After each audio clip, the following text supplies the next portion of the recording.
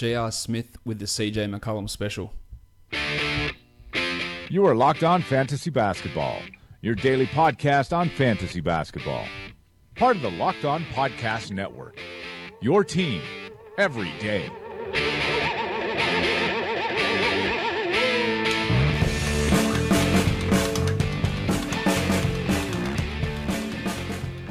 Hello and welcome to the Locked On Fantasy Basketball podcast brought to you by Basketball Monster. My name is Josh Lloyd and I am the lead fantasy analyst at basketballmonster.com, and you can find me on Twitter as always at redrock_bball. This is the last of the 2017 NBA draft recap shows. Tomorrow we'll be heading into the season recap shows per team, starting off with the Phoenix Suns with Matt Smith joining me to talk about that. We're going to be looking at picks 50 to 60 in the 2017 NBA draft. There's some not real good players in this group. We'll talk about all of them for completeness sake. We'll also talk about the draft lottery, which occurred today as well. So let's get to it.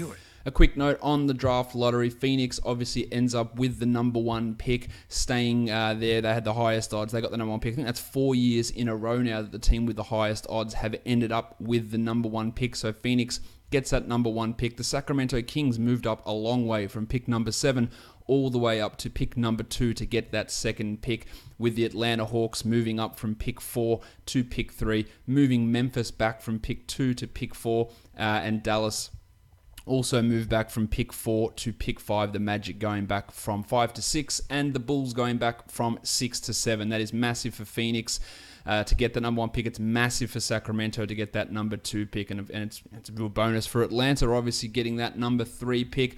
I still believe, and I will continue to believe, that Luka Doncic should be the number one pick. I'll still be doing more research, of course, over the next month and a little bit before the NBA draft. We're going to be having multiple NBA draft shows, 2018 NBA draft shows on this podcast as well, including most likely a mock draft as we get closer to the day of the draft. But at this point, I would have Doncic at number 1. I don't know whether he will go there. I know Igor Kokoshkov is the coach of Phoenix, Doncic's international coach for Slovenia, so that'll be interesting to see. I really do like Doncic as a player, and I think he should be number 1. A lot of people thinking that DeAndre Ayton should go. I'm not as sold on Ayton. I wouldn't be surprised if a guy like Jaren Jackson Jr. or Mo Bamba end up being better players than Ayton. I'd consider taking Jackson ahead of Ayton. At this point, I think he probably should be number 3. Then you've got Bagley and Bamba in that mix. To me, at this early stage, they're the top 5 guys, and I'd have Doncic at 1. But anyone in that top 5 have really good players to pick from. And then you've got guys like Michael Porter Jr., Wendell Carter falling out of that mix as well. So there's some really strong picks in this top 10 as we're well aware, but it's very heavy on big men, which is not necessarily the way that the NBA is going, which makes it interesting in all these talented players, but how are they going to fit into the modern NBA? But we'll be talking about that over the coming month as well, and sprinkling in a little bit of that in each of the season recap shows for the team. But the lottery is in the books. Sacramento, the huge winner. Phoenix, a winner, staying at 1. And of course, Atlanta moving up to pick number 3 are your top 3 picks in the 2018 NBA draft.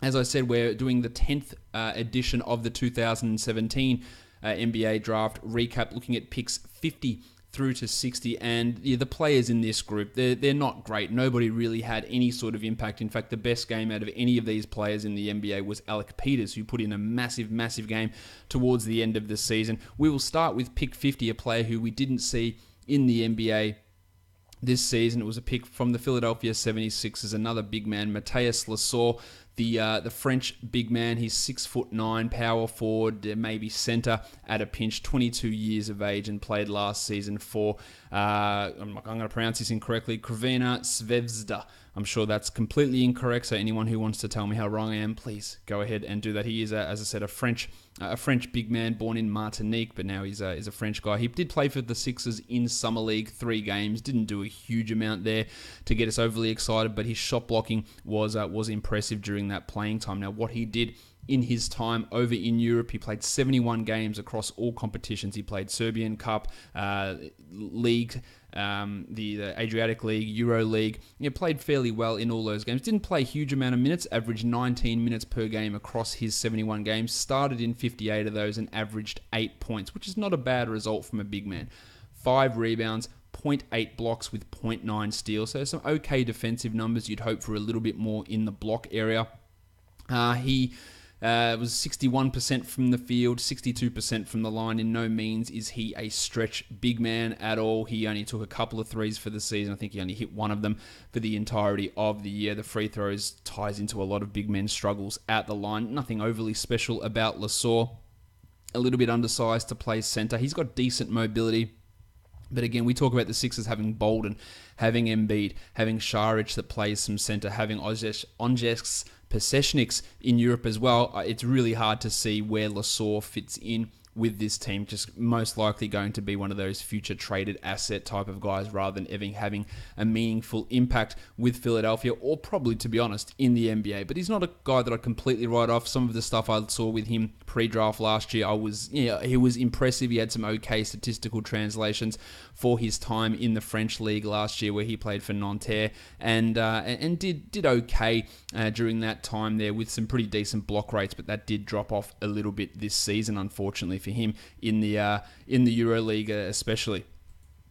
The next guy we're going to take a look at, pick 51 in the draft, was Monte Morris, selected by the Denver Nuggets. Monte is 22 years of age. We only saw him in 3 games of action. He was a 2-way contract player, 8 minutes per game. One of the guys with a very high assist-to-turnover ratio in college. We basically saw that play out in his minimal 25 minutes in the NBA where he had 7 assists and 1 turnover, averaged 3.3 points with 2.3 assists and a steal per game, and obviously shot the ball well on really limited attempts. In fact, he only took... he only took 6 attempts and hit 4 of them.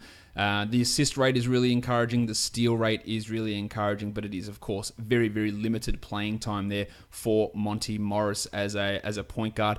The Nuggets did trade away Emmanuel Mudiay. They had Devin Harris running back up behind the Blue Arrow, Jamal Murray, and Farton Will Barton for chunks this season. I think Morris can develop into at least a third-string point guard and could find himself in a 15 to 17-minute role as a backup point guard. The way he handles the ball, the way he looks after the ball, his ability to derive assists is impressive.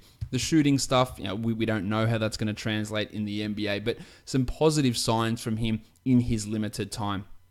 Now, he did play in the G League for Rio Grande Valley. The Nuggets, one of only 3 teams who won't have a G League team even next season. 35 minutes per game, 18 points per game, 6.5 assists with 1.9 turnovers. Another impressive assist-to-turnover ratio, 4.5 rebounds and 1.8 steals. Numbers which really do tie in with the sort of stuff we saw from Monte in college. Now, I wish I could remember 100 off the top of my head. I think he was from Iowa State. Let me, I can't even check that at the moment. Let's have a look. Did I get that one right? I should have had this one. Yes, Iowa State, yes. My memory does serve me correctly. Really strong advanced numbers in the G League as well. Shot the ball fairly efficiently, was at 33% from 3, but 47% overall from the field, which included 54% on 2-point attempts. A really strong offensive box score, plus minus, and win shares, and true shooting of 57 and a PER of 19. Really some decent numbers, a nice net rating of a +8, and that is, again, the assist-to-turnover ratio is really where Morris shines. His ability to generate steals also, and those are things that are, I think, going to get him some sort of an NBA role at some point. He's not small, he's 6'2", so he's got some size to defend. He can get his hands into passing lanes, get his hands on balls. I think that out of this group of players, he probably has one of the highest chances to become a rotational player, and that's not saying much, but I think that he can do that, so he's going to be interesting. And if he does find himself in a 20-minute role per game at some point, or is forced into a 2-3 week stretch of starting and playing 30 minutes, whatever it is, he will be a fantasy relevant player. I feel confident about that. It's just getting himself into that opportunity that's going to be the hard part for Monte to achieve, I believe, at this point anyway. The next selection in the draft was Edmund Sumner, another guy who went to a 2-way pick. We barely saw Sumner, only played 1 game in the NBA, 2 minutes, 2 points, 1 rebound. We can gain absolutely nothing by looking at that. He was coming off a serious knee injury. Didn't even know if we'd see him at all in the NBA this season. And of course, we only saw him right at the very end of the year playing those 2 minutes. In those 2 minutes, he sported an impressive negative 111.7 on-off, which of course is ludicrously bad, and a PER of 40, which is ludicrously good, showing that we can take absolutely no information from 2 minute stint in the NBA from Sumner. He is a big guard. He's 6'6", can run the point, can run off the ball as well. He did play 14 games in the G League for Fort Wayne, 17 minutes there, 7 points, 2.5 boards, and 2.5 assists, 1.1 steals in those 17 minutes, which is obviously quite a high rate there. And even the half a block in 17 minutes is impressive as a big guard. Can often do. Per 36, 15, 5, and 5 with 2.3 steals and 1 block, shooting 40% from the field, which is only 25% from 3, which of course is not ideal numbers in terms of those shooting numbers, and it sort of mirrors what he did in his time at Xavier. His junior year at Xavier, he was a 27% 3-point shooter, a 30% shooter in his sophomore season, so not a guy who's been an overly high percentage shooter, a guy who gets by with his size and can play some defense and get to the rim. Now, in terms of his G League numbers, nothing really looks great from the advanced stuff. Poor true shooting, poor PER, the box score plus minus stuff, especially offensively, is a real big drag. But held his own defensively, which can be important. This Pacers team, we're talking about Corey Joseph, Darren Collison, their futures are up in the air. Obviously, Victor Oladipo's around, so maybe if they feel comfortable with Sumner recovering from that knee injury, maybe he makes the main roster next season. That remains to be seen, but he doesn't seem like an overly exciting player in terms of fantasy value, or that he'll ever be a guy who can even crack a rotation on a regular basis. I don't have too much confidence in that for poor old Eddie Sumner.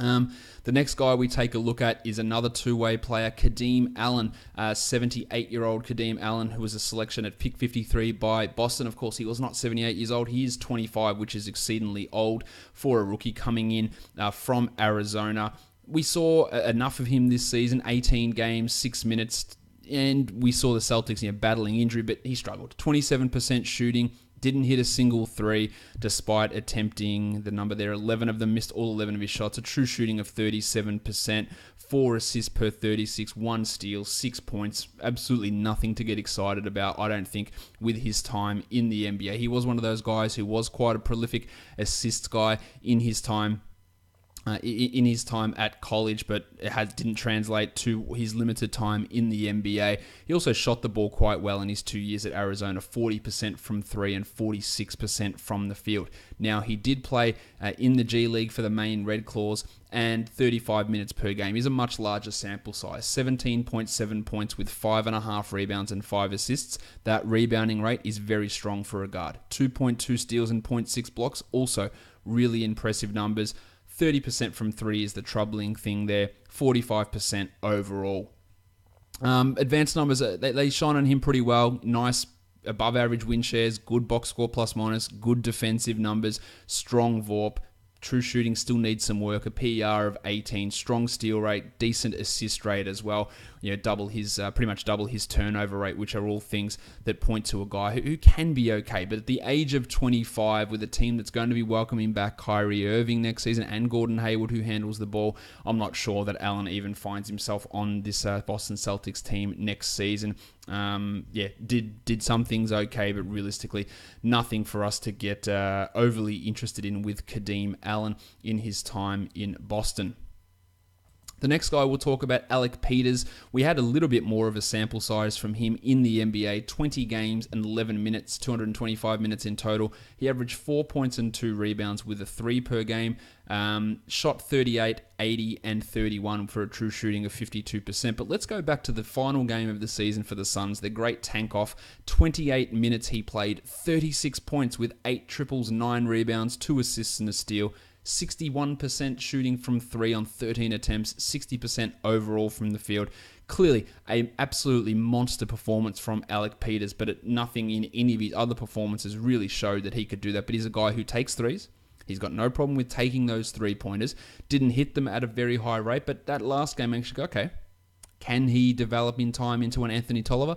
That sort of reliable backup stretch big. I think that might be a stretch, not to overuse the term stretch there. But it was encouraging. Defensively, he gets cooked. A negative 3.1 box score plus minus is a real issue. Shot the ball well, as I said, a 78% attempt rate, which is 3-point attempt rate, which is massive. PR of 11. A weirdly high on-off number of 12.8 positive. I suppose when Marquise Chris and Dragan Bender are ahead of you, anytime you get in the playing time and play hard, as he did, it helps. But again, the defensive deficiencies with Alec Peters are a little bit of a concern. He's 6'9", he's 22 years of age, so he's got a decent amount of size and can hit those deep threes. He's a guy who came from Valparaiso and shot 42% from three over his 4 seasons in college, which is obviously a huge amount. 85% free throw shooter, averaged 23 and 10 in his senior year at Valparaiso. Doesn't do enough. He only blocked 11 shots per season for the last 3 years of his college career. That is nowhere near enough for a guy who's playing ostensibly as a power forward, doesn't really get assists, doesn't really get steals, and that's the sort of stuff that we saw happen. Now, he did also play 35 games for the Northern Arizona Suns in 34 minutes per game and scored well. 17.5 points with 7 rebounds, but again, 0.6 steals, 0.3 blocks. These things are going to hold him back from ever becoming a viable fantasy guy, even in the deepest leagues. You can't get any steals or blocks.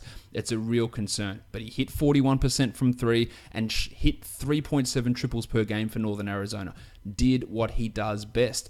Bombed away from 3 and hit them. Attempted 69% of his shots were from 3. Giggity! True shooting of 63% is excellent. Offensive box score plus minus of 3.8, excellent. Great VORP, great box score, plus minus, very strong win shares number. But defensively is going to be the issue. He cannot generate any steals or blocks, can get blown by fairly comfortably. So they are obviously concerns, but shot the ball extraordinarily well. And there's a role for guys like that, albeit limited and generally not in the playoffs. Look at Ryan Anderson, we're seeing at the moment. But Alec Peters showed enough and was able to replicate that college shooting in the time in Northern Arizona. Had that big game at the end of the year. Not out of the realms of possibility that he could be a rotational piece at some point in the next couple of years. But as another two-way guy, we just don't know where he's going to be situated in the NBA in the next couple of seasons. The next guy we'll talk about is Nigel Williams-Goss, selected by the Utah Jazz, but didn't play in the NBA this season. Ended up going overseas to play for Partizan. 41 games over there, 31 minutes across all leagues, Euro Cup, Adriatic League, Serbian Cup. Averaged 17.4 points on 50% shooting and 48% shooting from 3. 3.5 rebounds, 7.2 assists, and 1.3 steals. There's a lot there that looks really, really encouraging. Now, the Adriatic League's not a bad league. It's not the best league, but it's not a terrible league. But even in the Euro Cup, which is a step below Euro League, he averaged 2.8 rebounds, 6.3 assists with 1.6 steals, and shot 50% from 3 across those 270 minutes. 49% from the field. Excellent free throw shooter. He shot over 90% from the line on 3.6 attempts per game across all of his games in Europe. They're really impressive numbers from Williams-Goss. I thought he showed some flashes in his time in Summer League. Not to this level. The assist-to-turnover ratio, fantastic. Excellent true shooting. Great net rating. PER of 23. He was really impressive. Now, whether the Jazz bring him over, depending on what happens with Raul Neto and Dante Exum's restricted free agency, I don't really see him as being ready for a major rotational role or anything like that, but I could see them trying to at least get him over on a two-way maybe, or bring him over for the Salt Lake Stars. But if he's going to play like this in Europe, he's better playing over in Europe, developing it for another year or so, and going from there and trying to get some action happening in the NBA on a more guaranteed sort of role. But the steal rate, the assist rate, the scoring, the shooting, these are all things that were really impressive for Williams-Goss in his time over in Europe. He is 23 years of age, so you'd hope he'd want to do it pretty soon if he's going to come to the NBA. But some interesting numbers, at least from him over in Europe. With the 56th pick, the Boston Celtics selected another guy that they put onto a two-way contract, and that's Jabari Bird, who's not far off turning 24. He saw action in 13 games this year, 9 minutes per game, 3 points, 1.5 rebounds, 0.6 assists, shot unbelievably well from the field, 56%, unbelievably poor from the line, 46% and 43% from three. But none of that really adds up as to what he would be able to do on a consistent basis over his time at Cal. He was a 44, 37, 75% slash line guy, which is right in line with sort of what you'd want from a guard. We didn't see that in that time in the NBA. In terms of his advanced numbers, again, it's such a limited sample size to see. Held up defensively, played some roles.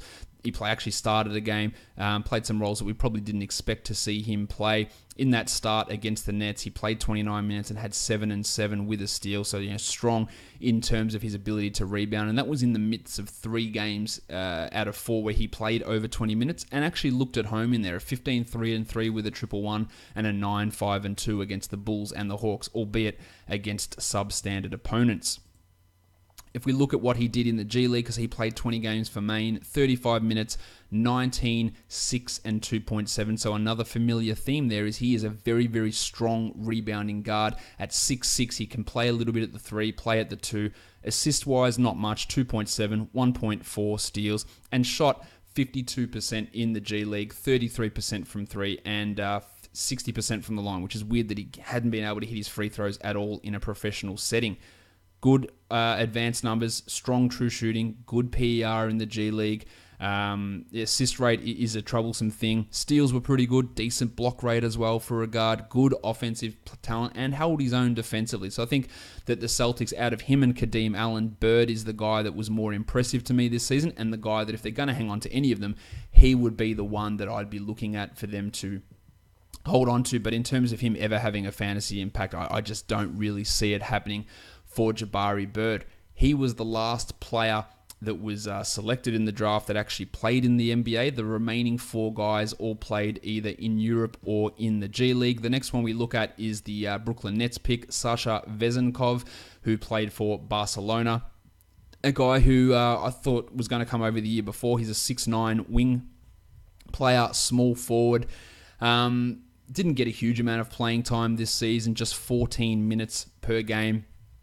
5.6 points in that time, but shot 37% from 3, coming off 42% the year before, 38% the year before, 39% the year before, 39% the year before that. So a guy who's a noted sharpshooter. He's only 22 years of age as well. Averaged 3 rebounds in his 14 minutes. Not a bad number. 0.4 steals and 0.4 blocks. Again, not really terrible numbers, but not great. He's not a massive defensive sort of a presence, but some okay performances. If we extrapolate his European numbers out to per 36, 14.5 and 8. Strong. A steal, a block. Yep.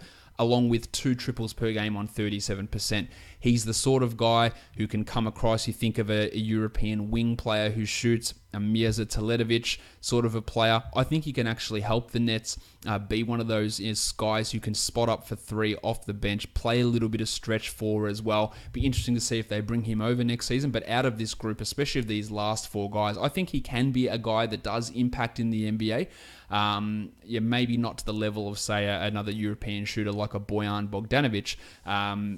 Don't confuse him with Bogdan Bogdanovic. He's nowhere near that sort of a player, especially with ball handling. But a decently passable defensive player who rebounds okay, but more importantly, shoots fantastically. In his career in Europe, he is a 51% field goal shooter across all of those seasons that he's played at a professional level, which is the last 7 years. He's been playing there for quite a long time, 4 years in Greece, and then moving across to Barcelona. So don't be too put off by the low minutes playing on that Barcelona team. He did suffer, I believe, an injury this season. I'm not sure what it was, and that limited some of his playing time too. But Sasha Vezenkov is an interesting guy who could be a 300 deep Dynasty League player. Just with his ability to hit 3, so not someone to 100% write off. With pick 58, the New York Knicks picked Onjin Yaramaz, a point guard out of, I think it's Serbia. Yes, Serbia. He played for Mega BMAX, the old Mega Lex. He played in the Orlando Summer League last season as well. Didn't really do anything to excite me. 7% from the field, 11% from 3 over 5 games. Yeah, that's not good. But what did he do in his time for Mega BMAX this season? Well, he played only 7 games. Another guy dealing with some injury problems, I believe. 24 minutes, 10 points per game. He He also, got my numbers up there, he got 3.6 rebounds and 3.7 assists, 1.3 steals. Yeah, numbers that are okay. Shot 23% from 3 and 40% from the field. So that's the real concern, just poor shooting from Yaramaz. I don't really ever see him coming over to the NBA at all, and that's probably the last time I will ever mention Ongen. That's one of the names I cannot say. Ongen Yaramaz for the New York Knicks.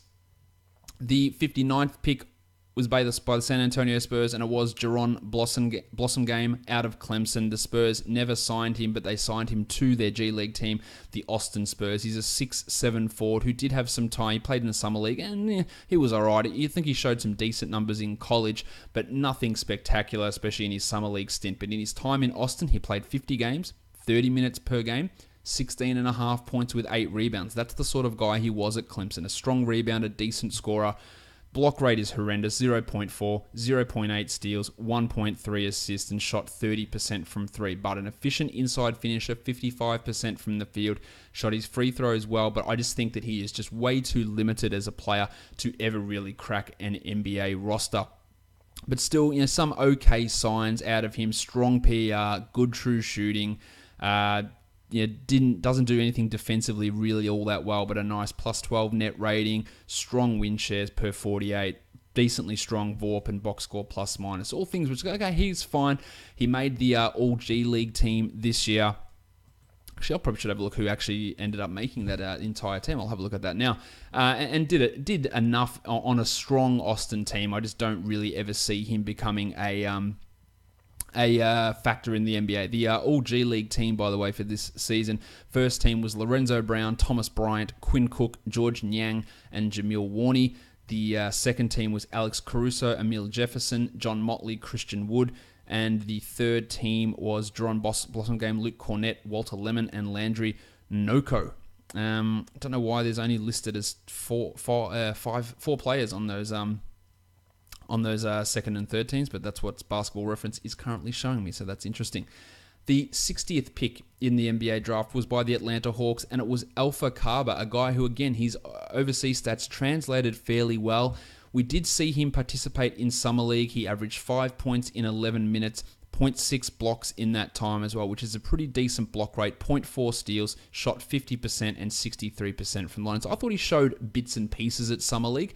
He played in France for Lyon Villeurbanne, 41 games, 16 minutes there, 5.5 points in those 16 minutes with 5.5 rebounds. He is a strong rebounder. He is a good shot blocker, 0.9 blocks, 0.5 steals. And if he was ever to find himself in a 20-minute role in the NBA, he could be fantasy relevant based on rebounds, steals, and blocks, and as a decent field goal percentage guy, 57% this year. Now, in previous seasons, he had been taking threes, hadn't been hitting them that well, but he'd been taking them. But this season, did not attempt a single three-pointer. In his time for Mega B-Max, he did take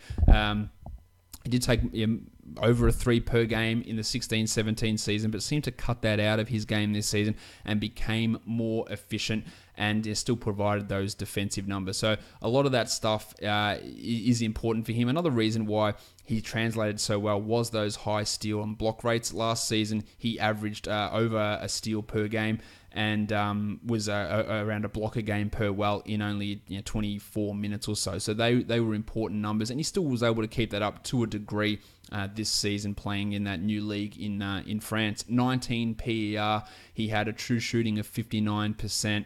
A plus 12 net rating. I thought he showed enough, and out of this group of players, I'd put him, Vezenkov, Monty Morris, maybe Alec Peters as probably the guys who are most likely to be able to contribute to an NBA team in the coming seasons. Some of those other guys, Kadeem Allen, Yaramaz, Blossomgame, I don't really see. Williams Goss is the other interesting one, just, with his huge performance over in Europe this season.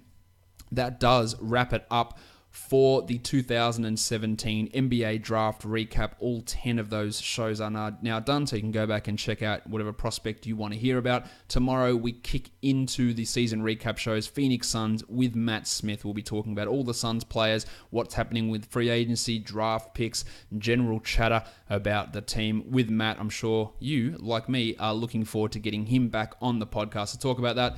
If you do like this podcast, a 5-star rating always goes a long way. You can do that on Apple Podcasts, and you can also subscribe so you never miss an episode. Google Play, TuneIn, Stitcher, Spotify. We're on all of those platforms and on YouTube. Subscribe, thumbs up, leave a comment. That would be awesome. All of the lotteries are done for all the Red Rock Dynasty leagues.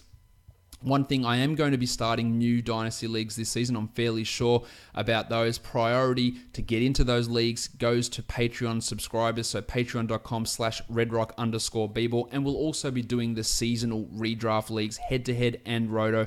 But I'm going to twist it up a little bit this season in that they've always been free, but we're going to do some of them for cash this season, making some of them cash leagues at different price points that you can enter. And we're also going to do something where a percentage of the overall prize pool, I think, will end up donating that to a charity and give something back to the community. It won't be huge amounts. You'll still be winning prizes, but we'll donate a little bit. And across all the leagues, it should end up being a generous amount to do. But we'll have different price points. You might have $100 leagues, $50 leagues, some $20 leagues, some $10 leagues, right across that. Plus the introduction of some new dynasty leagues, probably a couple of 30-teamers, some roto leagues, some smaller dynasties. There'll be a whole bunch of new dynasty leagues start up. But to get priority access to that, you have to be a Patreon subscriber.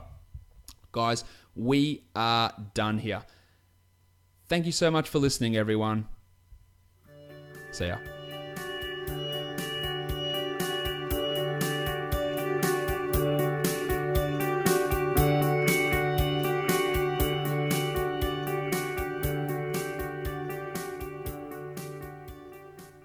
Evan Turner.